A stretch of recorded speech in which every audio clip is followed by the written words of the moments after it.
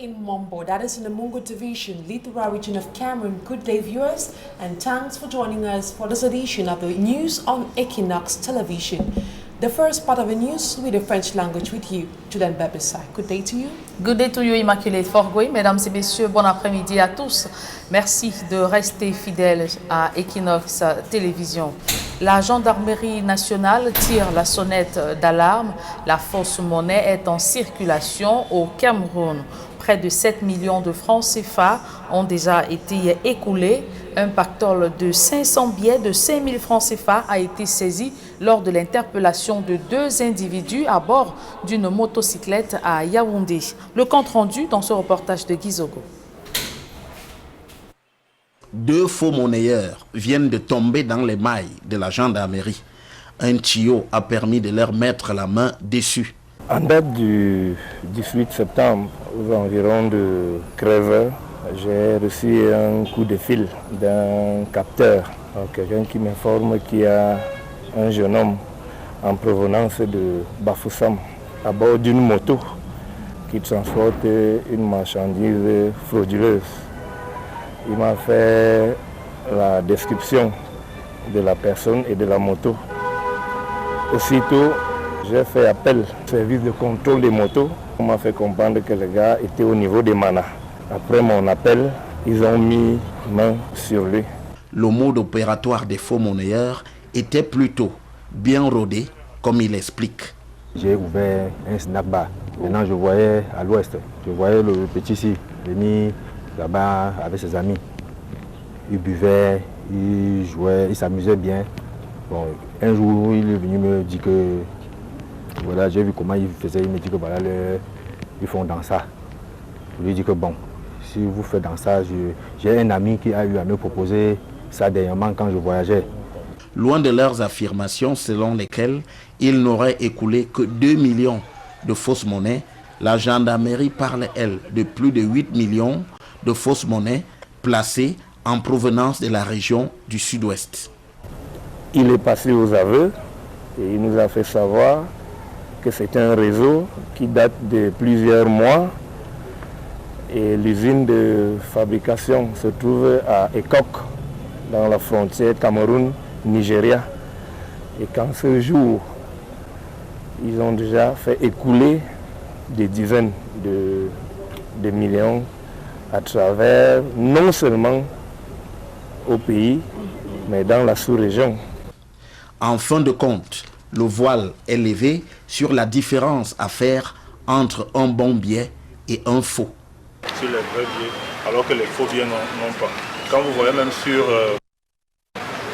les dimensions de coupure, vous voyez bien que leur truc c'est du coton. Et puis le vrai billet c'est du coton, alors que leur truc là c'est du papier. Donc c'est pas pareil. Mais la véritable, ils nous ont expliqué hier, la véritable différence c'est sur l'inscription CEMAC, sur les bandes réfléchissantes. Et avec un ultraviolet, ça se voit encore plus clair. Les 2 faux monnayeurs vont devoir répondre de leurs actes devant la justice, tandis qu'il est aussi question de démanteler ce vaste réseau qui va du sud-ouest en passant par l'ouest jusqu'à Yaoundé.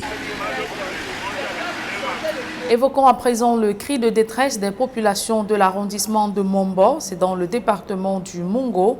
Elles disent manquer de tout, pas de structure de base ni d'eau potable, une pauvreté qui contraste avec l'intense activité minière menée dans la localité. Jacques Noumoulon, Eric Fopossi. Une montagne de pouzzolane, symbole de richesse ou censé l'être. Nous sommes à Mombo, arrondissement du département du Mungo, région du littoral. Ici, la roche volcanique, légère et poreuse, composant de béton léger, est exploitée et transportée à foison. Le balai des camions a de quoi traumatiser. Et cela dure depuis déjà 50 ans. Pourtant, difficile d'admettre l'envers du décor. Mombo n'a rien. C'est que Mombo a toujours été méconnu. Vous avez suivi les projets qui ont été faits. Ils ont fait ceci à Banga, ils ont fait ceci à Banga, ils ont fait ceci à Banga. Et Mombo n'a rien. Mombo présente en effet un visage hideux malgré ses multiples atouts économiques. Ici, pas de structure de base, pas d'eau potable. Ici, là, on souffre vraiment de l'eau. On n'a pas l'eau. Pour creuser le puits, tu creuses jusqu'à tu ne trouves pas l'eau. Pas loin au champ, forêt pour avoir l'eau. On puise l'eau loin dans les champs, loin avant d'avoir l'eau. Dans les forêts, en bas des cailloux. Là on a... De l'aveu même des populations, l'arrondissement qui compte 8 villages ressemble à une vache à lait dont personne ne se soucie de son entretien. La mairie de Mombo en paye le prix. Les gens viennent puiser la porcelaine, ils partent avec. Mombo n'a rien. Alors actuellement la mairie de Mombo a 7 mois d'aéré sans salaire. Et que la porcelaine donne de l'argent. Ça va où? Le maire de Mombo est catégorique. L'accélération du processus de décentralisation reste la solution inéluctable. Si on nous laisse gérer nos dépôts nous-mêmes, nous pouvons payer les chômeurs. Je vous dis une vérité sincère. Vous allez voir ce qui va se passer. En attendant, Mombo et ses riches carrières de pouzzolane sombrent dans l'indifférence générale. Ce sont une cinquantaine de jeunes filles du département du Mayo-Sava dans la région de l'extrême nord qui ont subi des sévices sexuels des membres de la secte islamiste Boko Haram. Traumatisées, elles ont décidé de rompre le silence au cours d'un programme initié par l'ONU Femmes et le ministère de la Femme et de la Famille. Ces victimes ont également suivi une formation en couture de 10 mois, les permettant d'être financièrement autonomes. Reportage. Elles ont été toutes violées, puis torturées des mois durant par des djihadistes de la secte Boko Haram. Des années sont passées, la cinquantaine de jeunes filles du Mayo-Sava brisent le silence pour parler à visage découvert des sévices qu'elles ont subis. J'ai été victime de cas de viol et c'est pour cela que je n'ai pas eu la chance de continuer mes études. Autrefois, j'avais honte de sortir, même pour aller à l'école, parce que cela me faisait aussi très mal dans mon cœur. Leur avenir presque hypothéqué dans les camps de Boko Haram, elles supportaient mal le regard d'autrui, décidant même de ne plus aller à l'école. Nous implorons le gouvernement à nous aider dans la lutte contre la violence, puisque beaucoup de nos sœurs ont été violées. Donc, il faut prendre des mesures pour nous aider. Elles sont tellement traumatisées. Âgées de 15 à 25 ans, elles ont entrepris de se reconstruire et prendre leur destin en main en se formant dans le métier de la couture. Je peux vous assurer que ces bénéficiaires sont aptes maintenant à s'installer sur leur propre compte et à mener l'activité de couture pour parvenir à long et moyen terme à leur autonomisation.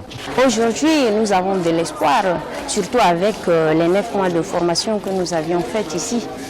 Nous avons appris à faire la couture. Prenons des habits des gens, on fait la couture avec, on gagne de l'argent, ça va quand même. Parvenues ici au terme de leur formation, elles reçoivent leur diplôme au bout de 10 mois de dur labeur. Un savoir-faire et des kits pratiques qui les rendent désormais autonomes grâce à cet appui de l'ONU Femmes et le ministère de la Promotion de la Femme et de la Famille. Désormais outillées, ces jeunes filles du Mayo-Sava peuvent déjà s'installer à leur compte et ainsi vite tourner le douloureux et traumatisant épisode de leur captivité entre les mains de Boko Haram. Et le Cameroun dépense près de 30 milliards de francs CFA par an pour importer 200 000 tonnes d'huile de palme et ravitailler le marché intérieur. Fort de ce déficit, le gouvernement veut réduire ce fossé par l'implantation d'un projet de production d'huile de palme à Campo, dans le département de l'Océan. Une initiative qui a alimenté de vives polémiques et des incompréhensions au sein des populations riveraines. Joseph Abena. La volonté du gouvernement à réduire des importations honteuses d'huile de palme des pays voisins a suscité au départ de vives polémiques et de fortes incompréhensions chez les populations riveraines de Campo qui y voyaient plutôt un accaparement de leurs terres. Si nous avons des inquiétudes parce que bien faire les palmeraies, et ils n'ont pas encore fini de faire leur palmeraie dans l'UFA, ils viennent déjà demander nos terres pour qu'ils disent qu'ils vont nous faire les palmeraies communautaires et tout et tout. Moi, je leur dis depuis de m'attendre d'abord parce que j'étais à Kribi. J'ai fait 5 mois là-bas. J'ai dit, attendez-moi que je finisse d'abord avec le dossier du JKK. Quand le dossier va être conclu, à ce moment-là, vous pourrez venir me voir et je verrai dans quelle mesure je vais faire asseoir mon peuple pour leur dire qu'est-ce que nous pouvons donner? Même nous apporte quoi? Puisque tous ceux qui sont passés là, HFC, Bushma, Sieb, on n'a rien. Fort de cette situation, les responsables du projet ont entrepris des concertations au niveau des administrations publiques, aussi bien qu'au niveau des communautés villageoises. Cette maison, les représentants des ministres étaient là, que nous avons ensemble décidé. Si aujourd'hui, quelqu'un vient encore en cachette pour gaspiller, nous n'accepterons jamais cette histoire. Nous ne l'accepterons pas. Il faut absolument relever le déficit d'importation de 200 000 tonnes d'huile de palme qui font perdre plus de 30 milliards de francs CFA chaque année aux contribuables camerounais. Projet de développement intégré et inclusif. Donc, il n'a pas oublié la prise en compte des riverains, s'inspirant des échecs, des dysfonctionnements des projets antérieurs, qu'Anvers a développé un modèle économique qui intègre la population riveraine et les collectivités territoriales décentralisées. Ceci permettra d'avoir des plantations communautaires, collectives, individuelles qui seront sous contrat avec la structure. Et ça va permettre à toutes ces populations d'avoir des revenus permanents. Intégrer également la notion de développement social et l'amélioration des conditions de vie de la population, en mettant l'accent sur le développement du secteur de l'éducation, de la santé, d'adduction d'eau et autres domaines sociaux qui seront négociés dans le cadre des cahiers de charges spécifiques. Des assurances qui finiront par convaincre les populations qui adoptent finalement le projet. Vous voyez, il y en a qui n'avaient pas bien compris un peu le bien fondé de ce projet. Aujourd'hui, nous avons expliqué, nous avons demandé aux populations de nous suivre. Hier, on se posait des questions. Encore une fois, grâce à c'est le programme du chef de l'État, c'est lui qui très souvent donne des orientations pour certains projets. Ça n'a pas été facile et lui il avait cru avant nous et aujourd'hui nous voici très heureux. Le prophète de l'océan, représentant de l'État, peut alors inaugurer la mise en terre des premiers plans pour 50 000 hectares qui produiront dans un proche avenir 180 000 tonnes d'huile de palme et 18 000 tonnes d'huile de palmiste, avec 15 000 emplois à terme. Vivement que les fruits tiennent la promesse des fleurs. Ce reportage de Joseph Abena met un terme à la première partie de ce journal. La seconde est en langue anglaise avec vous, Immaculate Forgwe. Good day once again. Once more, good day to you, Julian Babasai, and to you, ladies and gentlemen. Thanks for staying with us for this other segment of the news in the English language.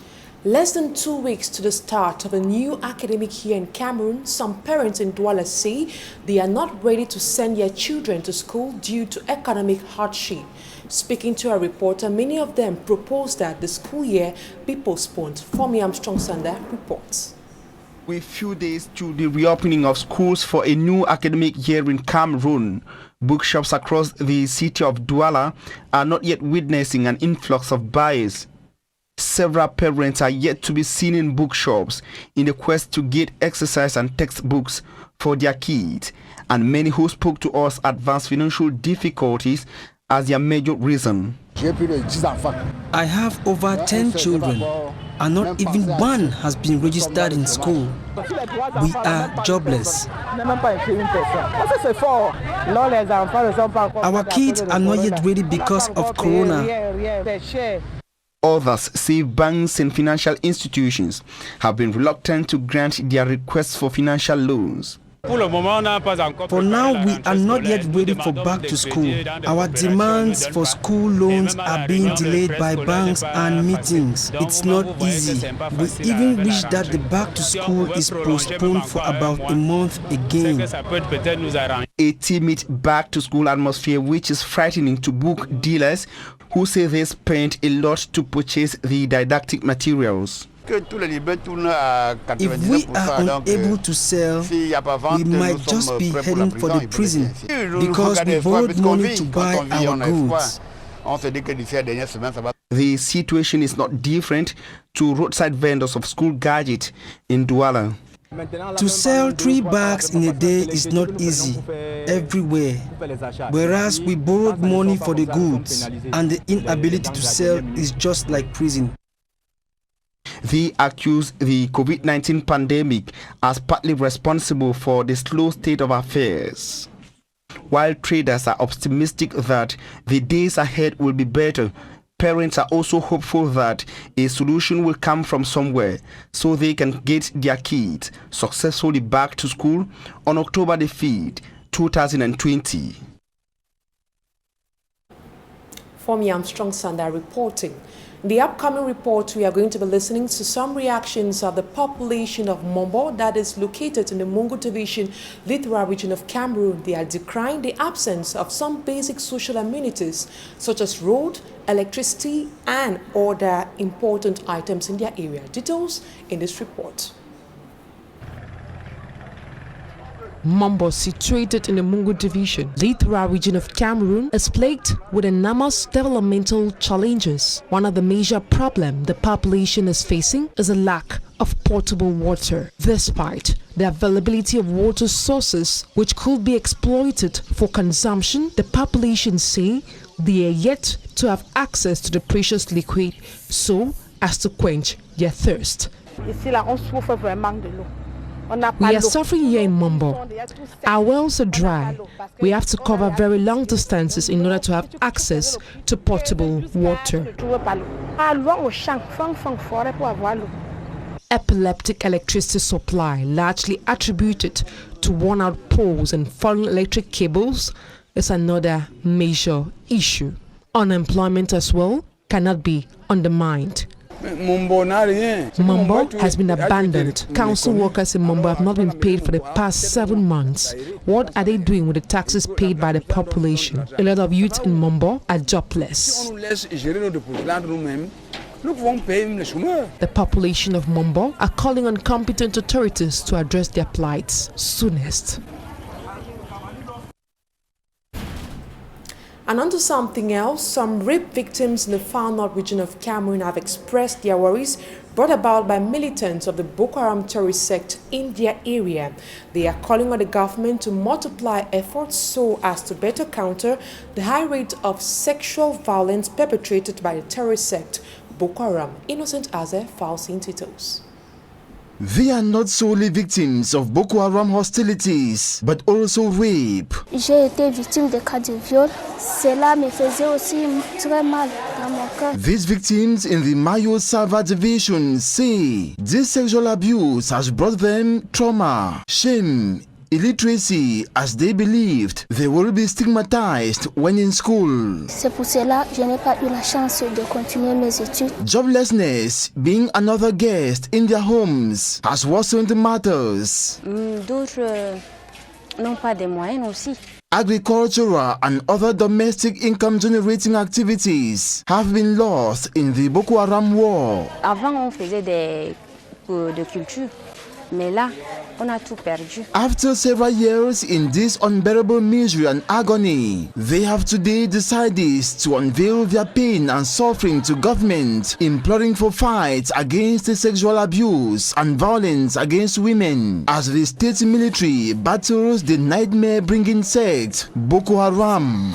Je demande au gouvernement that all victims like her be kindly helped. Victimes de cas de viol comme moi. Nous implorons le gouvernement. Government is also expected to assist humanitarian agents, rights defenders, and stakeholders in the Ministry of Women Empowerment and the Family for the sake of these victims.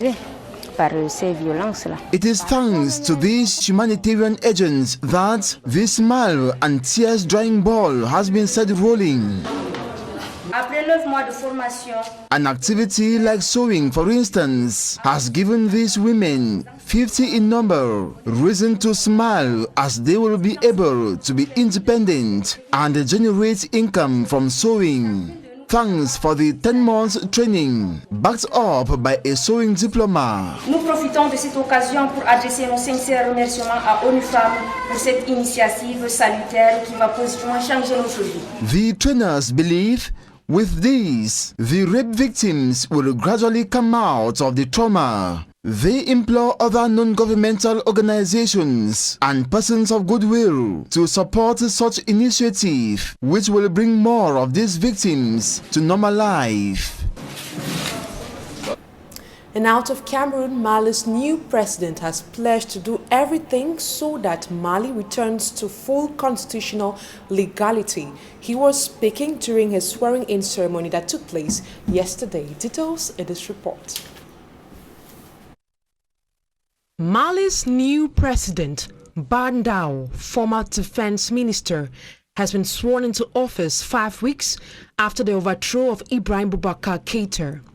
During the swearing-in ceremony, President Ba Ndaw pledged to do everything so that Mali returns to full constitutional legality with elected authorities and legitimate representatives.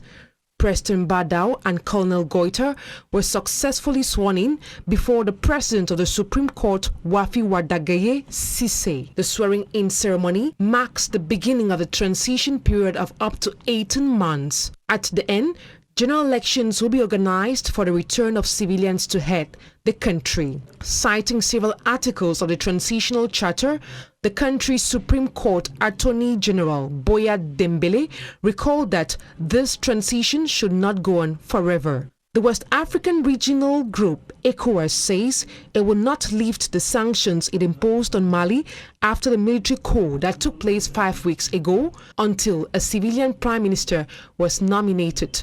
The announcement comes shortly after Mali's new president was sworn in. And that's it for this edition of the Midday Bilingual Newscast on Equinox Television. Another edition of the news will be at 8 p.m. See you at 8 p.m. Julian Babisai. Vous l'avez dit, Immaculée Forgoy, le prochain rendez-vous d'information, c'est à 20h, mesdames et messieurs.